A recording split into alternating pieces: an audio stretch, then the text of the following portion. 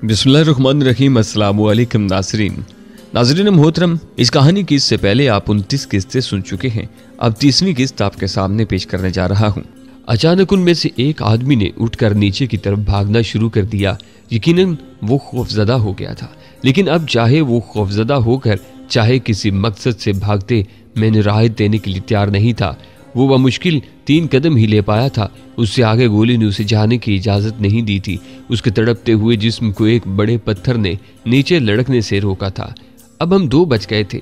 मुमकिन था कि उसे मजीद साथियों की कमक मिल जाती, मगर फिलहाल वो भी अकेला था।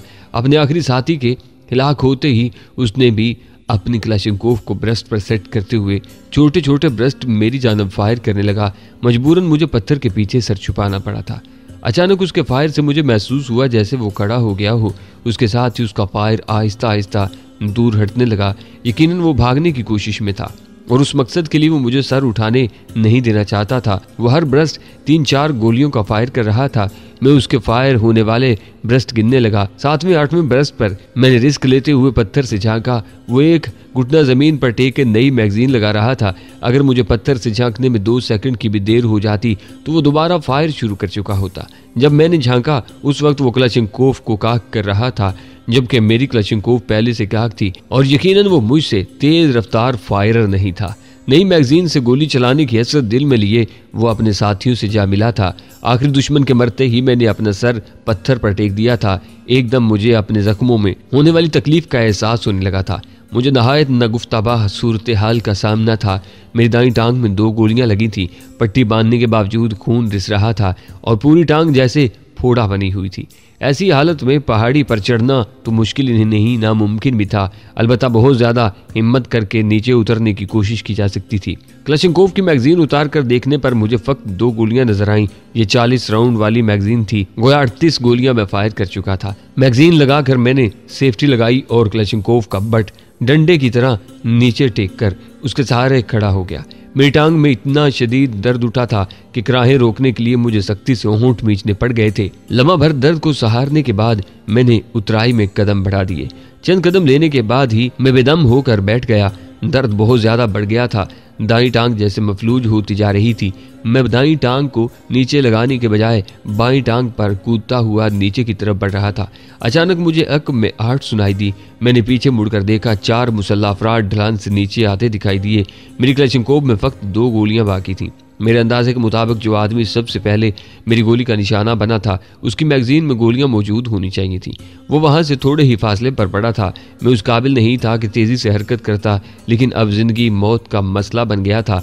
मैंने तेजी से हरकत करने की कोशिश की और 2-3 कदम लेते ही मेरा बायां पांव एक छोटे से पत्थर के ऊपर आकर फिसला। मैं मुंह के बल गिरा और उसके साथ ही लुढ़कते हुए नीचे जाने लगा। यूं लग रहा था जैसे मेरी दाईं टांग पर कोई हथौड़े मार रहा हो। कोशिश के बावजूद मैं खुद को रोक नहीं पाया था।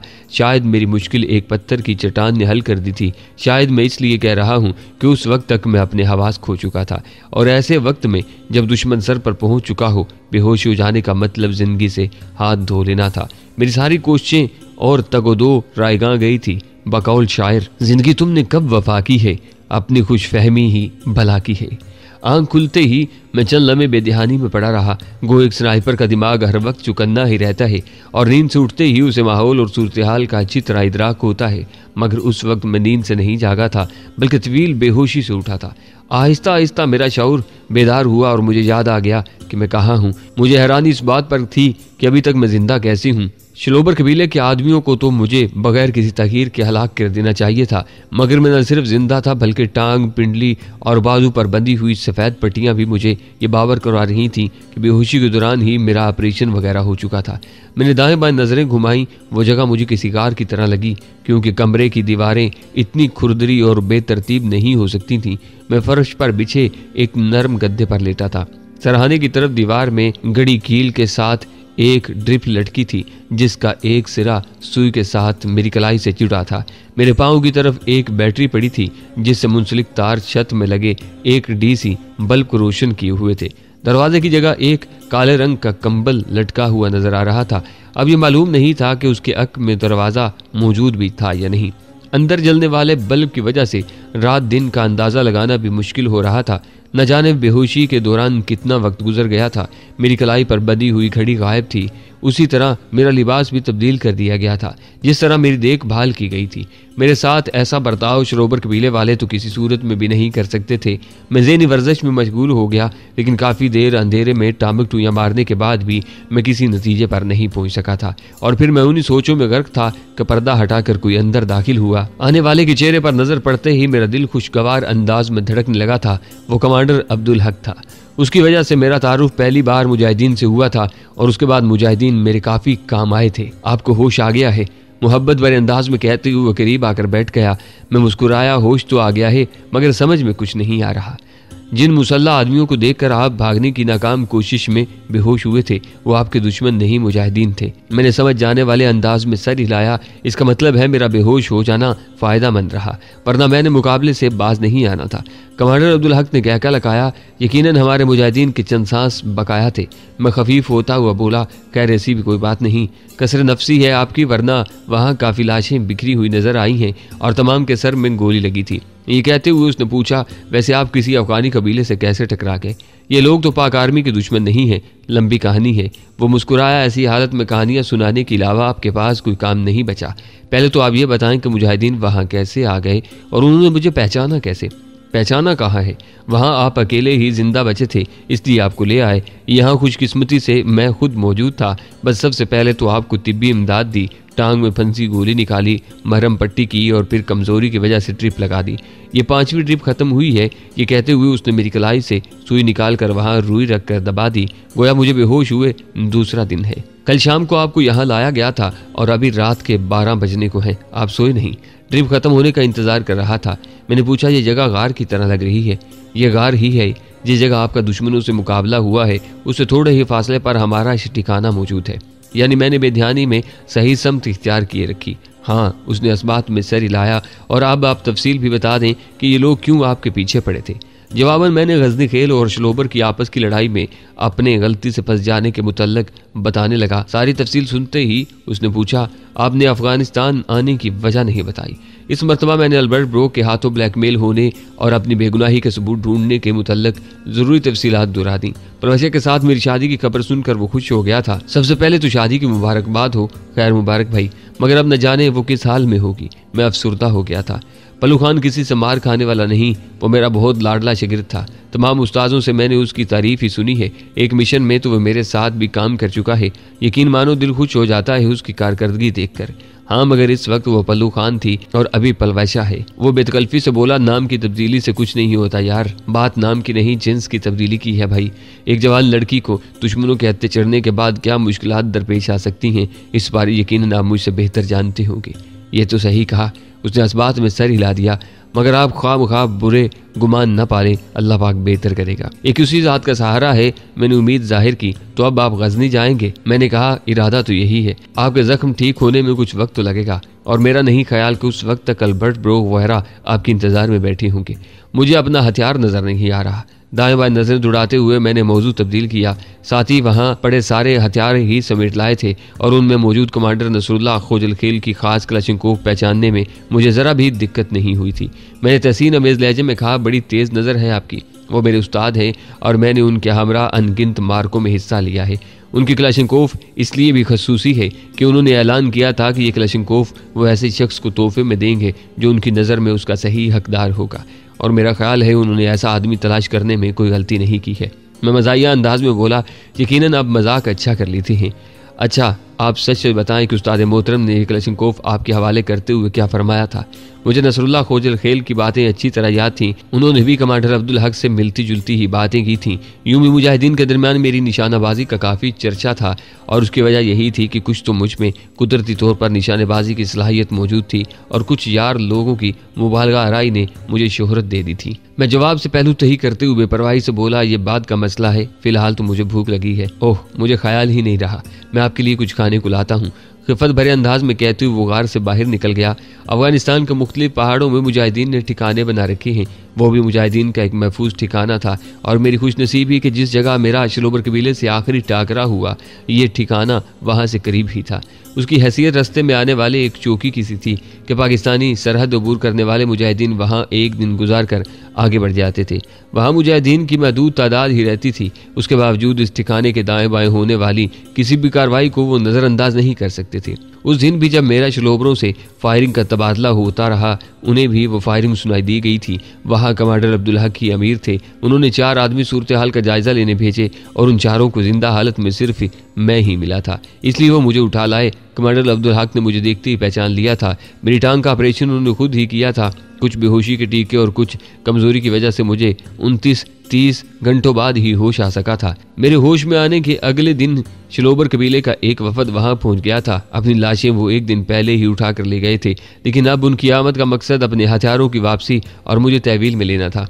कमांडर अब्दुल हक को सारी तफसीलात मालूम थी। उनके हथियार वापस करते हुए कमांडर अब्दुल हक ने उल्टा उन्हें मतऊन किया कि उनकी वजह से एक मुजाहिद जख्मी हुआ है। चूंकि उस सारी कार्रवाई में शलोबर कबीले की गलती ज्यादा थी, इसलिए जल्द ही उन्हें मुझे तहवील में लेने के मुतालबे से दस्तबरदार होना पड़ा। मेरा गजनी खेल कबीले का साथ देना अपनी जान बचाने की वजह से था और जब तक शलोबरों ने मुझे मजबूर नहीं किया तब तक मैंने उनके किसी आदमी को जान से भी नहीं मारा था। अलबत्ता आखिरी मार्के में मजबूर होकर मुझे इंतहाई कदम उठाना पड़ा था। इसी बात को कमांडर अब्दुल हक ने नहायत वजाहत से उन्हें समझा दिया कि अगर मैं चाहता तो जितने आदमी जख्मी किए थे उन तमाम को जान से भी मार सकता था। और ये बात तो उन्हें भी तस्लीम थी कि मेरी फायर की हुई गोलियों से उनका कोई भी आदमी जान से नहीं गया था, सिवाय उन 7 आदमियों के जिन्हें मारना मेरे लिए नागुज़ीर हो गया था। शलोबरों को इसलिए भी खामोश होना पड़ा कि किसी कबीले से तो वो दुश्मनी पाल सकते थे, मुजाहिदीन के लश्कर के साथ टक्कर लेना उनके लिए मुमकिन नहीं था। उसके साथ गजनी खेल कबीले से भी उनकी लड़ाई अरूज पर थी, इसलिए ये महाज उन्हें बंद करना ही मुनासिब लगा और हथियारों की वापसी ही को गनीमत समझते हुए वो वापस चले गए थे। उनके जाने के बाद कमांडर अब्दुल हक ने मुझे सारी तफसील क्या सुनाई थी। एक ख्वाम-ख्वाह की मुसीबत से जान छूटने का सुनकर मैंने सुख भरा सांस लिया था। उनसे कोई बाइद नहीं था कि कभी दोबारा मेरे सामने आने पर मेरी जान के दर पे हो जाते। अब कमांडर अब्दुल हक के समझाने की वजह से यकीनन मेरे खिलाफ कार्रवाई करने से पहले वो 100 बार सोचते। कमांडर अब्दुल हक की बात खत्म होते ही मैंने शरारत भरे लहजे में कहा, वैसे आपने झूठ क्यों बोला कि मैं आपका साथी हूँ और मुजाहिद हूँ? वो संजीदा लहजे में बोला, आपके मुजाहिद होने में मुझे तो कोई शुबा नहीं, फिर ये झूठ कैसे हो गया? इसी तरह साथी सिर्फ उसको नहीं कहते जो आपके शाना बिशाना लड़े, बल्कि वो आदमी भी हमारा साथी ही कहलाता है जो लड़ तो किसी दूसरे महाज पर रहा हो, लेकिन उसका और हमारा मकसद मुश्तरिक हो। गोया आपके नज़दीक मेरा और आपका मकसद मुश्तरिक है, बिल्कुल मुश्तरिक है। आप भी कुफर से बरसे बेकार हैं, हम भी यही मकसद ये मैदान में उतरे हुए हैं, बस तरीकाकार थोड़ा मुख्तलिफ है। बल्कि आपने तो कई बार असले की सूरत में मुजाहिदीन की कुल्लम खुला मदद भी की है और ऐसा कोई साथी ही किया करता है, गैर नहीं। मैं मुस्कुराया, ठीक है जी, मैं अपने अल्फाज वापस लेता हूँ। कमांडर अब्दुल हक मेरी हंसी में शामिल होता हुआ बोला, गलत अल्फाज वापस लेने ही में भलाई होती है। जिंदगी में एकदम ठहराव आ गया था। उससे पहले भी मैं एक बार जख्मी होकर कमांडर नसरुल्लाह खोजल खेल के बैठक में साहिब फरामोश रह चुका था, जब मेरी तीमारदार मेरी जाने हयात पलवाशा थी। वो उस वक्त तक उससे इकरार उल्फत तो नहीं हो पाया था, उसके बावजूद वो वक्त एक खुशगवार याद की सूरत मेरे दिल में मुकीद था। पलवाशा ने जिस तरह मेरी खिदमत की थी और जैसे मेरा ख्याल रखा था, ऐसा कोई नहायत ही मुहब्बत करने वाला ही रख सकता है। और अब वो पलवाशा जाने कहाँ चली गई थी। लगता था शायद उसे देखे सदियाँ बीत गई हूँ। अपने आराम और सुकून को ठोकर मारकर वो मेरी बेगुनाही के सबूत हासिल करने गई थी। उसके साथ मेरा यार सरदार खान भी था। न जाने वो बहन भाई कहाँ भटकते फिर रहे थे। मेरे दिन रात नहायत बेकैफ गुजर रहे थे। अज़ू मुअत्तल बनकर मैं किसी काम का नहीं रहा था। बस आने जाने वाले मुजाहिदीन की बातें सुनकर मैं जी को बहलाता रहता। अकेला बैठने की सूरत में तो पलवैशा फौरन आ धमकती थी, बकौल मोमन तुम मेरे पास होते हो गोया जब कोई दूसरा नहीं होता। खाने पीने का सामान और रोज़मर्रा ज़रूरियात का दूसरा सामान वो पक्तिका से लेकर आते थे। मुझे वहाँ हफ्ते से ज़्यादा होने को था। उस दिन भी 4 मुजाहिद आए हुए थे। वो छुट्टी जा रहे थे। मैं भी कमांडर अब्दुल हक के साथ बैठा उनकी बातें सुन रहा था। वो चारों गर्देज से आए थे। कमांडर अब्दुल हक इस्लाम नामी मुजाहिद को मुखातिब हुआ, इस्लाम भाई इस मरतबा कुछ देर से छुट्टी जा रहे हो। इस्लाम ने जवाब दिया, यूँ तो मेरा इरादा पिछले माह ही छुट्टी जाने का था, मगर काम कुछ बढ़ गया था, मजबूरन महीना भर मजीद गुजारना पड़ा, तो इनकी छुट्टी भी मुअख्खर करना थी ना। कमांडर अब्दुल हक ने मज़ाहिया अंदाज में बाकी तीनों की तरफ इशारा किया। इस्लाम हंसा, क्यों मरवाने के चक्रों में हो यार? एक तो दुश्मन ने हमारी हरकत को महदूद किया हुआ है और तुम चाहते हो अंदरून खाना भी दुश्मन खड़े हो जाएं। ये तो खैर कमांडर ज़्यादती कर रहा है। शफीक नामी मुजाहिद सफाई पेश करते हुए बोला, उन्होंने खुद ही हमें छुट्टी के लिए जोर दिया है। अब्दुल हक पूछने लगा, वैसे दुश्मन की बात मेरे सर पर से गुजर गई है। इस्लाम ने हैरानी से पूछा, क्या आप तक ये खबर नहीं पहुंची? कौन सी? कमांडर अब्दुल हक हमतन गोश हो गया, मेरे कान भी खड़े हो गए थे। इस्लाम तफसील बताते हुए बोला, एक बरतानवी निशानेबाज ने हकीकत में अपनी जिंदगी अजीरन कर रखी है। करीबन 20-22 मुजाहिद उसकी गोली का शिकार हो चुके हैं। 1.5-2 किलोमीटर के फासले से भी कम वक्त की गोली सर ही में लगती है। उसकी वजह से हमारी हरकत काफ़ी महदूद हो गई है। अंधेरे के तीर की तरह न जाने किस कोने से निकलता है और हमारे 2-3 साथियों को शहीद करके गायब हो जाता है। अपने मुखबरों से हमें यही मालूम हुआ है कि उसका नाम निक स्टीवर्ट है, बरतानवी आर्मी से ताल्लुक़ रखता है। उसकी मददगार भी कोई बरतानवी लड़की ही है, वो भी अच्छी खासी माहिर निशानाबाज है। हम अपनी पूरी कोशिश के बावजूद उनका कुछ नहीं बिगाड़ सके हैं। अब्दुल हक गहरा सांस लेते हुए बोला, अजीब बात सुना रहे हो। इस्लाम ने कहा, अजीब सही मगर हकीकत है। मैं उनकी गुफ्तगू में मखल हुआ, आप लोगों के पास दूर मार हथियार नहीं है क्या? इस्लाम मेरी तरफ मुतवज्जा हुआ, क्यों नहीं है? चंद माह पहले ही हमारे हाथ 3 हैवी राइफलें लगी हैं। कमांडर सदीक बता रहा था कि वो रेंज मास्टर हैं और 2 किलोमीटर तक किसी भी आदमी को उनसे निशाना बनाया जा सकता है। उनका एमुनेशन भी मौजूद है, लेकिन 2 किलोमीटर तो क्या, हम में से कोई 200-300 मीटर के फासले पर भी उस राइफल से निशाना नहीं बना सकता। हमें तो बेकार वजन ही महसूस हो रही है। वो रेंज मास्टर को बेकार वजन कह रहा था। यकीनन उनमें से कोई रेंज मास्टर की अफादियत से वाकिफ नहीं था, वरना वो कभी भी ऐसा न कहते। मैंने पूछा, कमांडर सदीक भी इससे फायर नहीं कर सकता? कमांडर सदीक ने उन राइफलों के अंदर मौजूद किताबचे से उनका नाम हमें बताया है। बाकी उस राइफल के बारे में वो भी कुछ ज्यादा नहीं जानता। सही है। असबात में सर हिलाते हुए मैं खामोश हो गया। कमांडर अब्दुल हक बड़े गौर से मेरी जानिब देख रहा था, मगर मैं जानबूझकर अनजान बना रहा। इस्लाम अब्दुल हक की तरफ मुतवज्जा हुआ, वैसे आपने ज़ीशान भाई का मुकम्मल तारुफ नहीं कराया।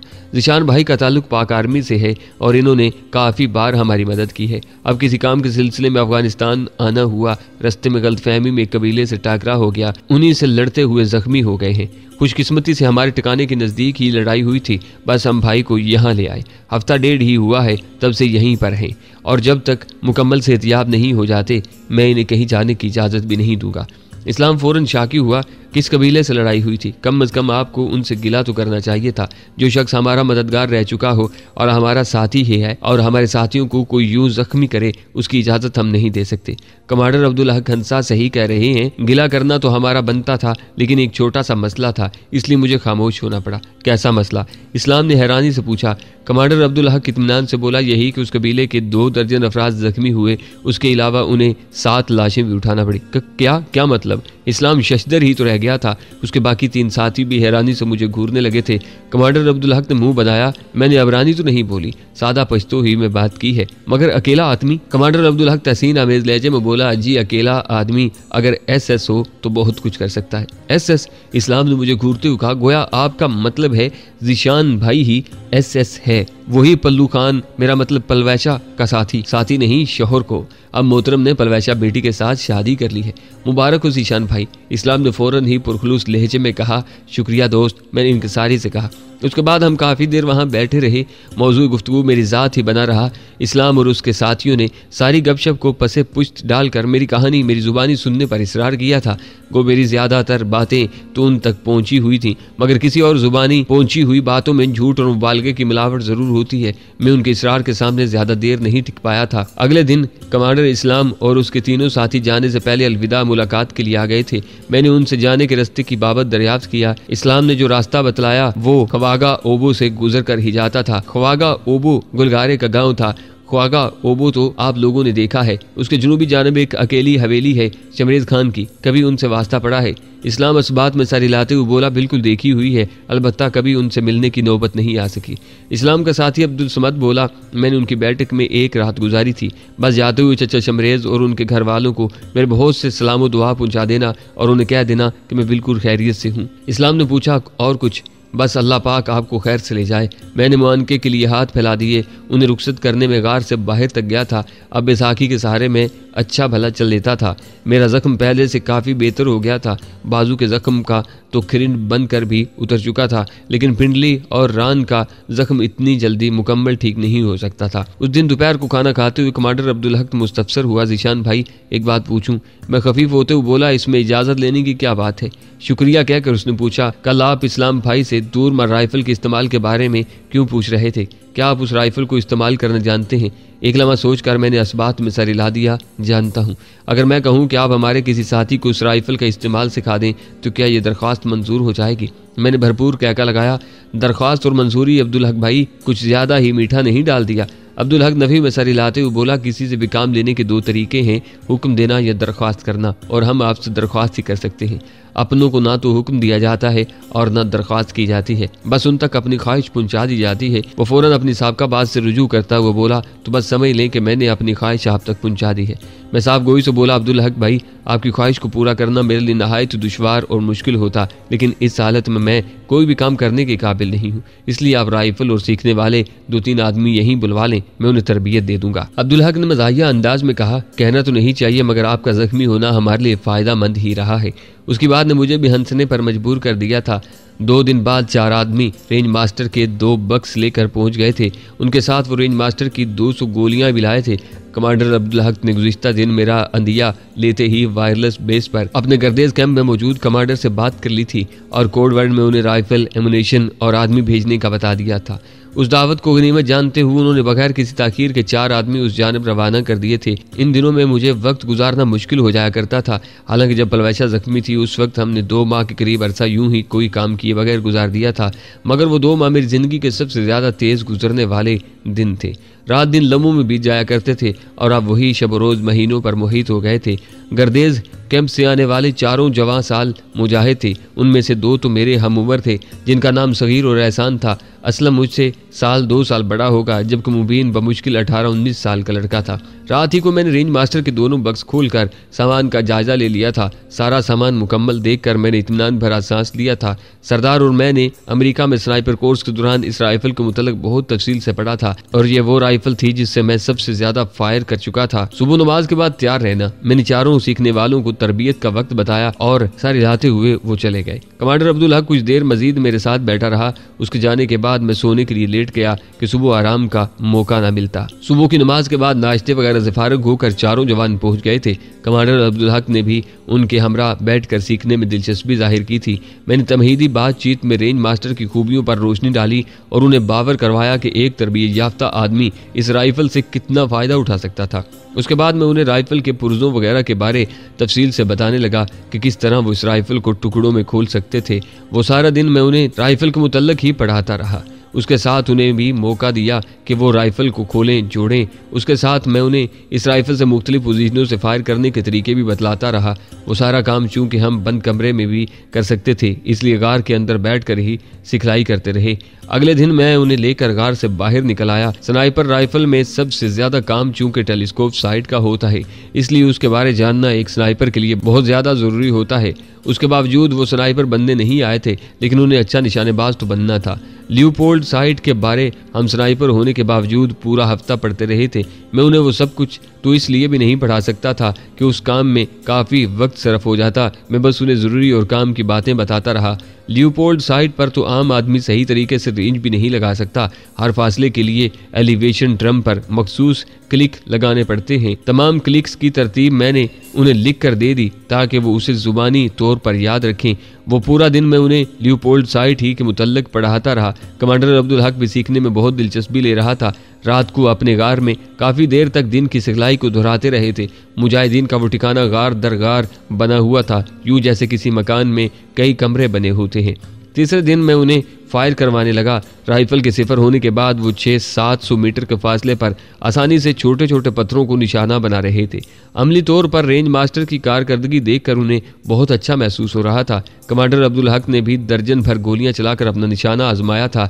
अगले 2 हफ्तों में मैं उन्हें मुख्तलिफ फासलों से फायर करवाता रहा। उनमें सबसे ज्यादा अच्छा फायरर मुबीन था, जो उम्र में तमाम से छोटा था। वो 1500 मीटर दूर के हदफ को निशाना बना लेता था। चूंकि उनके पास गोलियों की महदूद तादाद थी, इसलिए हर आदमी रोजाना 3-4 गोलियां ही फायर कर पाता। उस सारे तरबीती अरसे के दौरान उन्होंने चंद बार मेरा फायर देखने की ख्वाहिश का इजहार किया था, मगर जख्मी होने का बहाना करके मैंने मुआजरत कर ली थी। अलबत्ता आखिरी दिन जब उनके पास फ़कत 2 गोलियां बाकी बची थीं, कमांडर अब्दुल हक ने इसरार किया कि वो दोनों गोलियां मैं फायर करूं। उसकी हुक्म नुमा इल्तिजा पर सर तस्लीम खम करते हुए मैंने दोनों गोलियों से 1900 मीटर दूर 2 छोटे छोटे पत्थरों को निशाना बनाकर रेंज मास्टर पर उनका एतमाद मजीद पुख्ता कर दिया था। अगले दिन उन चारों ने वापस जाना था, क्योंकि गर्देज कैंप में बड़ी बेचैनी से उनका इंतजार हो रहा था। रात को उन्हें अपने कमरे में बिठाकर मैंने स्नाइपिंग के मुतल्लिक अहम बातें दोहराई, कुछ नए नुक्ते उनके गोश गुजार किए ताकि वो दुश्मन का मुकाबला करने के काबिल हो सकें। सुबह सवेरे वापस जाते हुए चारों बड़ी अकीदत से मुझे मिले थे। मेरे दिन फिर बेजारी से गुजरने लगे। पिंडली का जख्म तो करीबन ठीक ही हो गया था, लेकिन रान का जख्म अभी तक इतना ठीक नहीं हुआ था कि मैं आगे बढ़ सकता। सर्दी की वजह से जख्म यूं भी ठीक होने में ज्यादा देर लेता है। अब मैं कमांडर अब्दुल हक के साथ अपने ठिकाने से 500-600 किलोमीटर दूर चला जाता था। एक दिन हम दोपहर को लौटे तो ये रूह फरसा खबर सुनने को मिली कि सगीर बरतानवी स्नाइपर निक की गोली का शिकार होकर जामे शहादत नोश कर गया था, जबकि असलम शदीद जख्मी था। गोली उसके सर से रगड़ खाते हुए गहरा जख्म छोड़कर निकल गई थी। वो बड़ी हिम्मत का मुजाहरा करते हुए कैंप तक वापस पहुंचा था। बाद में सगीर की लाश उठाने के लिए जाने वाले 5 आदमियों में से 2 आदमी भी निक टेवट या उसकी साथी की गोली का निशाना बन गए थे। यूं लाश उठाने के लिए उन्हें रात का इंतजार करना पड़ गया था। इस बात को 2 दिन गुजर गए थे। अब शुहदा के घरों तक यह खबर पहुंचाने के लिए जो 2 आदमी जा रहे थे, उनकी जुबानी हम तक भी यह खबर पहुंच गई थी। असलम और सगीर दोनों मेरे शागिर्द थे। 3 हफ्ते तक हम दिन रात मुसलसल साथ रहे थे। अब एकदम उनकी मौत का सुनकर मेरा दिल दुख से भर गया था। हफ्ता भर पहले ही वो एक उम्मीद लेकर यहाँ से वापस लौटे थे। बरतानवी स्नाइपर्स को अंजाम तक पहुँचाने के लिए वो पुरअज़म थे। गो इन स्नाइपर्स की जो कहानियाँ मुझ तक पहुँच चुकी थी, उसके बाद उन चारों से मुझे इतनी ज़्यादा उम्मीद तो नहीं थी कि वो उन्हें ख़त्म कर सकेंगे, लेकिन ये तो मेरे गुमान में भी नहीं था कि वो खुद उनका निशाना बन जाएंगे। हालांकि मैंने उन्हें स्नाइपर्स के हरबों और चालाकियों से अच्छी तरह आगाह कर दिया था। यकीनन वो मेरी हदायत पर सही तरीके से अमल नहीं कर सके थे, और यही वजह थी कि अपने साथी की लाश उठाने के लिए वो यूं मुंह उठाकर भागते चले गए थे। हालांकि मैं उन्हें अच्छी तरह बतला चुका था कि एक स्नाइपर मुखालिफ की नफ्सियात से खेलता है और अपने हदफ का इंतजार करने के लिए वो घंटों नहीं दिनों इंतजार कर सकता है। वो तमाम आदमी ये बात नहीं जानते थे, मगर मेरे 2 और शागिर्द मुबीन और एहसान तो वहाँ मौजूद थे। वो उन्हें इस खतरे से आगाह कर सकते थे। अब ये मालूम नहीं था कि एहसान वगैरह ने उन्हें खबरदार नहीं किया था या उन्होंने खुद ही बेपरवाही बरती थी। सगीर एक हंसमुख और बहादुर जवान था। उसका ताल्लुक मनसेरा जैसे खूबसूरत इलाके से था। उसके दिल में इस्लाम और पाकिस्तान की मोहब्बत कूट कूट कर भरी हुई थी। रेंज मास्टर से फायर करते हुए अक्सर कहता था, उस्ताद ईशान, उम्मीद करता हूँ इन दोनों की मौत मेरी ही गोली से लिखी हो। जब मैंने 1900 मीटर से पत्थर को निशाना बनाया था, तब उसने बेसाख्ता कहा था, अगर उन काफरों को पता चल गया कि हमारे उस्ताद SS का निशाना कैसा है, यकीनन वो भागने में देर नहीं लगाएंगे। कमांडर अब्दुल हक ने हंसते हुए पूछा था, बेटा उस्ताद को छोड़ो, अपनी सुनाओ। वो अज़म से बोला, मैं उन्हें भागने भी नहीं दूंगा। आने वाले वक्त से कोई भी वाकिफ नहीं होता। अगर उसे मालूम होता कि उसने उन्हीं स्नाइपर्स का निशाना बनना है तो शायद ऐसे दावे न करता। उसकी शादी को 1 ही साल हुआ था। महाज पर आने से पहले उसकी बीवी उम्मीद से थी। उसने पुख्ता इरादा किया था कि वो 9 माह गुजारने के बाद ही घर जाएगा, ताकि अपनी बीवी और बच्चे से मिलने की दोहरी खुशी से लुत्फ अंदोज हो सके। उसे छुट्टी से आए 8 माह हो चुके थे और अब 1 महीना गुजार कर उसने घर जाना था, लेकिन अजल ने उसे मौका ही नहीं दिया था। अपने महबूब की आमद के लिए चश्मे बरा बीवी को उसकी शक्ल देखना भी नसीब नहीं हुआ था। कमांडर अब्दुल हक मेरी गार में दाखिल हुआ। निशान भाई, आप तो रो रहे हैं? उसने फिक्रमंदी से पूछा। मुझे मालूम ही नहीं हुआ था और मेरी आंखों से आंसू बहने लगे थे। पता नहीं यार। आंखों पर उल्टा हाथ फेरते हुए मैंने अजीब से लहजे में कहा, अगर मौत के बाद फना हो जाना होता तो काफी घाटे का सौदा था। उसने मुझे समझाया था या शायद तसल्ली दी थी, जानता हूँ। मैंने उसके चेहरे पर नजरें गाड़ते हुए कहा, लेकिन दुख और गम का एहसास कुदरती होता है। अल्लाह पाक उनके दर्जात बुलंद करे। कमांडर अब्दुल हक मेरे साथ ही बिस्तर पर बैठ गया। दूसरे दिन मुखाबरे पर असलम की हालत के बारे मालूम किया तो पता चला कि वो बच नहीं सका था। यकीनन इलाज की बेहतर सहूलत न होने की वजह से वो जहाँ पर नहीं हो सका था। अगले 3-4 हफ्ते मैं कमांडर अब्दुल हक का मेहमान बना रहा। मुझे वहाँ रुके हुए 2 माह से ज़ायद अरसा हो गया था, लेकिन बगैर तंदुरुस्त हुए मैं अपना सफ़र जारी नहीं रख सकता था। इसलिए जब तक मैं मुकम्मल सेहतियाब न हो गया, मैंने वहाँ से हिलने की कोशिश नहीं की थी। इसी असना में कमांडर इस्लाम अपने एक साथी के साथ छुट्टी काट कर लौट आया था। उसके हमरा गए हुए बाकी 2 साथी किसी वजह से वापस नहीं लौट सके थे। मुझे अभी तक वहीं मौजूद पाकर कमांडर इस्लाम खुशी से खिल उठा था। शुक्र है ज़ीशान भाई, आप यहीं मिल गए, वरना आपकी तलाश में कहाँ कहाँ फिरना पड़ता। मैं मज़ाहिया अंदाज में बोला, मेरा ख्याल है मैंने आपसे कर्ज वगैरह तो नहीं लिया था, आपकी एक अमानत साथ फिरा रहा हूँ यार। इस्लाम ने सफरी थैले से एक शापर निकाल कर मेरी तरफ बढ़ाया। ये क्या है? मैं सचमुच हैरान रह गया था। भूल गए आपने जाते वक्त मुझे कोई पैगाम दिया था? चचा शमरेज ने भेजा है ये। मेरे चेहरे पर मुस्कुराहट नमूदार हुई। ओमानी के लहजे में बोला, मेरे हवाले तो उसी ने किया है, अब भेजने वाला कौन है ये मालूम नहीं। बहुत अच्छा घराना है, अल्लाह पाक उन्हें अपने हिफ्ज़ो अमान में रखे। आमीन। इस्लाम के साथ कमांडर अब्दुल हक के मुंह से भी दुआया कलमात अदा हुए। इस्लाम की बात जारी रही। वैसे आपका नाम लेते ही हमारी जो पजीराई हुई उसका तो हमने सोचा भी नहीं था। हमें तो लग रहा था कि शमरेज आपका सगा चचा है, और फिर उसके दोनों छोटे बच्चों ने हमसे इतने सवाल किए कि बयान से बाहर हैं। अपने लाला जान के जख्मी होने का सुनकर तो वो रोने लगे थे। जब उन्हें सारी कहानी सुनाई तब उन्हें अफाका हुआ कि उनके लाला जान ने जख्मी होने से पहले कितनों को जिंदगी की कैद से आज़ादी दिलाई है। कोई पर्दे के पीछे से हमारी सारी गुफ्तगू सुनता रहा है, और मेरा ख्याल है यह सामान उसी ने भिजवाया है। मैंने जल्दी से कहा, वो मेरी मुंह बोली बहन है, लेकिन आपको कैसे मालूम कि कोई पर्दे के पीछे भी मौजूद है? जब मैं आपके बारे तफसील सुना रहा था तो उसने वहीं से बेसाख्ता 2-3 सवाल पूछे थे, और जब अगली सुबह हम जाने लगे तो शमरेज चचा ने बाइसरार हमें उस रास्ते से वापस लौटने की दरख्वास्त की थी। कल सुबह जब वहाँ से निकले तो यह सामान चचा शमरेज ने हमारे हवाले किया, लेकिन यह सामान आप तक पहुँचाने की हिदायत पर्दे के पीछे से मौसूल हुई थी। मैंने कहा मैं शायद 2 दिन पहले रुखसत हो गया होता, मगर अब्दुल हक भाई ने एक दिन और की रट लगा के मुझे ज़बरदस्ती रोका हुआ था। अब्दुल हक ने फौरन कहा, देख लें बड़ों की बात मानने में कितने फ़ायदे होते हैं। आपकी वजह से बस इस्लाम भाई की मुशक्क़त में कमी हुई है कि उन्हें अमानत से जान छुड़ाने का मौका मिल गया, वरना मैं जहाँ भी जाता इस्लाम भाई ये मुझ तक ज़रूर पहुँचा देते। क्यों इस्लाम भाई? मैंने तस्दीक चाहने के अंदाज में इस्लाम की तरह देखा। बिला शक्को शुबा उसने असबात में सर हिला दिया।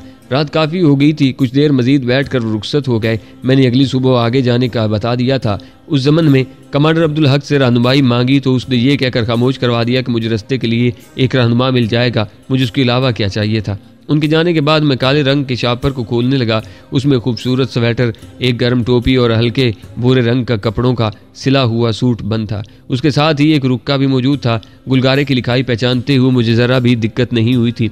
सलाम दुआ के बाद लिखा था, उम्मीद करती हूँ ये सामान जल्द ही आप तक पहुँच जाएगा। आपने इस्लाम चचा के ज़रिए अपनी खैरियत का हवाल भेजा, सुनकर दिल तो शुक्र से भर गया कि आपने अभी तक हमें याद रखा है, और यह जानकर बहुत खुशी हुई कि हम इस काबिल हैं कि अब तक आपको नहीं भूले।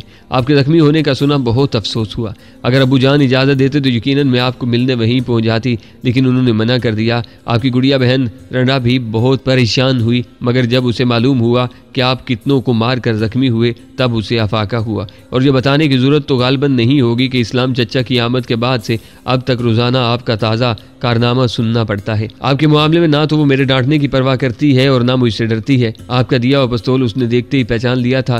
पहले पहल तो उसने मुझ पर इल्ज़ाम धरा कि मैंने आपसे चुराया है, बाद में बड़ी मुश्किल से उसे यकीन दिलाया कि आप ही ने मेरे हवाले किया है।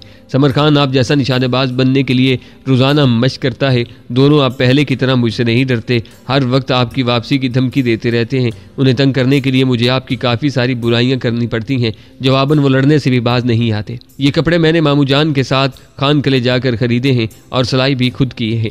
अगर सिलाई अच्छी ना लगे तब भी आपने पहनने ज़रूर हैं। आपकी गुड़िया बहन को अभी तक थोड़ी देर पहले ही पता चला है कि मैं आपके लिए कपड़ों का जोड़ा और स्वेटर भेज रही हूँ। चूँकि सुबह चचा इस्लाम ने आगे जाना है, इसलिए बेचारी के पास इतना वक्त ही नहीं था कि कुछ खरीद सकती। लगी मिन्नतें करने कि मैं ये स्वेटर उसका नाम लेकर आपके पास भिजवा दूँ, लेकिन आपको तो मालूम है कि आप दोनों बहन भाइयों की चाहत मुझे एक आंख नहीं भाती, इसलिए मैंने सख्ती से इनकार कर दिया। बस सारी रात उसी तगोदो में रही कि आपको क्या तोहफा भेजे। समर खान के लिए मामू जान शहर से गर्म टोपी और रनड़ा के लिए गर्म शाल लेकर आए थे। गर्म शाल तो सिर्फ लड़कियां ही ओढ़ सकती थीं।